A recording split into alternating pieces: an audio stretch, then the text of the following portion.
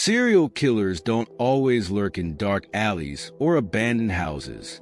Sometimes, they walk the brightly lit halls of a hospital. They wear scrubs, smile at patients, and are trusted with the power of life and death. But for some, saving lives was never the goal. They don't need knives or guns, just a syringe, a pill, or the quiet removal of life-saving care. Their victims never see it coming. Their colleagues rarely suspect them. And hospitals? Many ignored the warning signs until it was too late.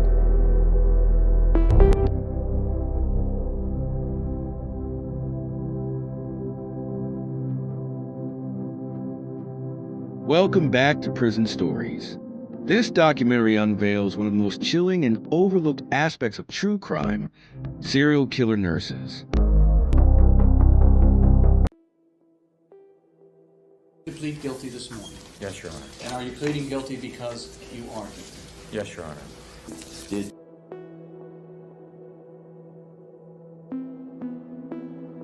Charles Cullen seemed like any other nurse. He wore the same scrubs, cared for patients, and worked long shifts in hospitals across New Jersey and Pennsylvania. His nursing career began in the late 1970s, and for over 16 years, he moved from one hospital to another, leaving a trail of unexplained deaths behind him. His colleagues described him as quiet, introverted, and hard to connect with, but no one suspected him of being a murderer. Cullen's method was chillingly simple. He poisoned his victims. Using lethal doses of digoxin and insulin, he would slowly and silently kill patients, often the elderly or those already critically ill. It was the perfect crime, as most of his victims were already in a fragile state, making their deaths appear natural. But as the number of unexplained deaths grew, suspicions started to mount. Still, Cullen slipped through the cracks. Hospitals were reluctant to investigate, and Cullen's ability to blend in with his colleagues kept him under the radar.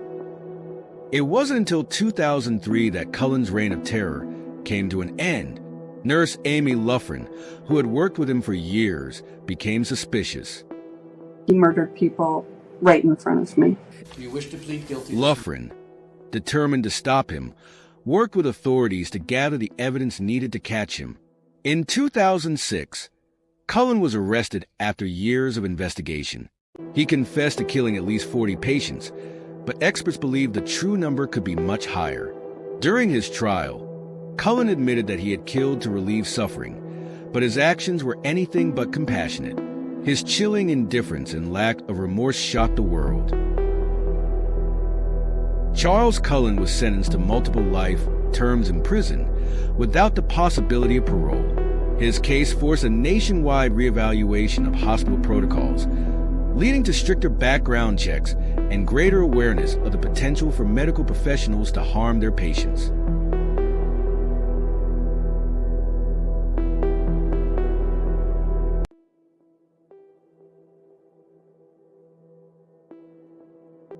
Elizabeth Wettlaufer shocked the Canadian healthcare system with a chilling secret.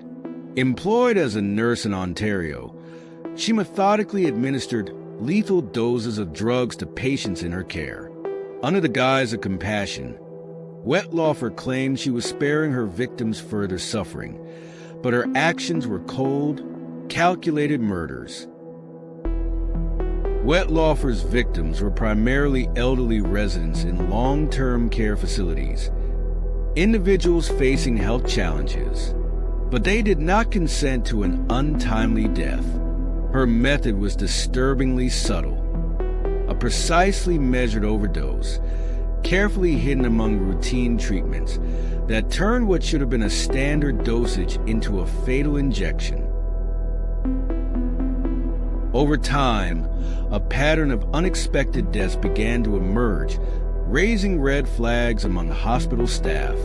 The truth came to light after a thorough investigation revealed the disturbing consistency behind these tragedies.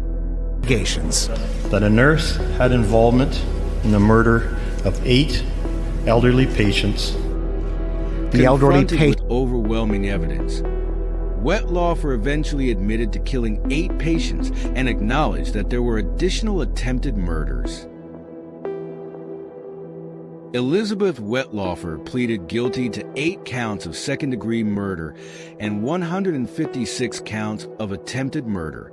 She was sentenced to life imprisonment. Her case sparked a national debate on patient safety and the ethical responsibilities of those in the caregiving professions.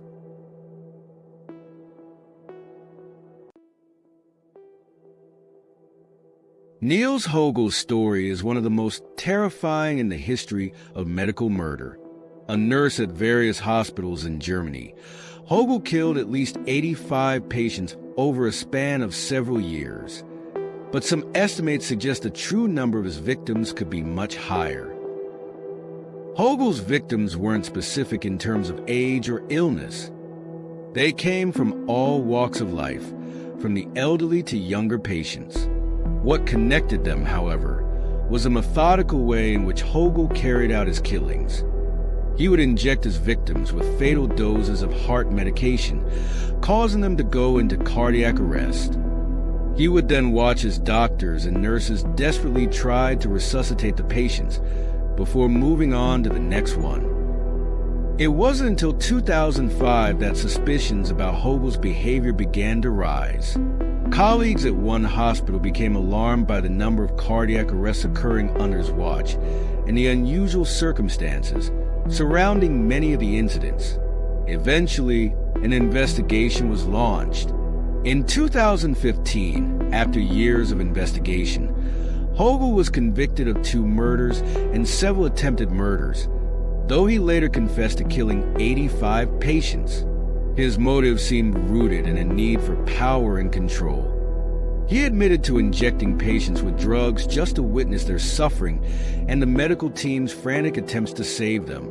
Hogel was sentenced to life in prison, but his case continues to raise questions about the responsibility of hospitals and the protocols in place to prevent such tragedies.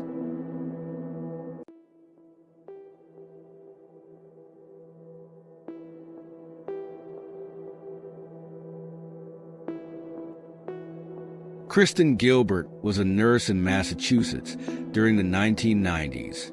Her story is one of manipulation, deception, and death. While working at the Veterans Affairs Medical Center in Northampton, Gilbert quietly became one of the most dangerous serial killers in American history, all while hiding in plain sight as a dedicated healthcare worker. Her method of killing was equally chilling and unique. Gilbert would inject her victims with lethal doses of epinephrine, a drug typically used to treat cardiac arrest. The epinephrine would cause her patients' hearts to go into fatal arrhythmias, triggering a cardiac arrest and often leading to death. She would then act as if she had been trying to save her patients, rushing in at the last moment, playing the part of the hero in a life-or-death situation. Gilbert's victims were often young, healthy veterans, some of whom were in the hospital for minor treatments. It was this fact, the seemingly random choice of victims, that initially made it hard for anyone to identify her as the killer. As the number of unexplained deaths rose, suspicions began to grow. After multiple incidents of unexplained deaths and near-deaths, a thorough investigation uncovered the truth. Gilbert had been injecting epinephrine into patients' intravenous lines, then watching as they suffered cardiac arrest. In 2001, Gilbert was arrested and convicted of 4 murders and 2 attempted murders, although investigators believe the number could be much higher. During her trial, it became clear that Gilbert's motivations were driven by her need for attention, control, and the thrill of playing God with her patients' lives. Kristen Gilbert was sentenced to life in prison without the possibility of parole. Beyond the horror of these stories lies a crucial lesson: the importance of vigilance and accountability. within the medical profession. Hospitals must pay close attention to the mental health of their staff and be alert to red flags, such as predicting when a patient is likely to die, frequently moving from one hospital to another, favoring night shifts, obstructing others from checking on patients, and having a history of incidents across multiple facilities.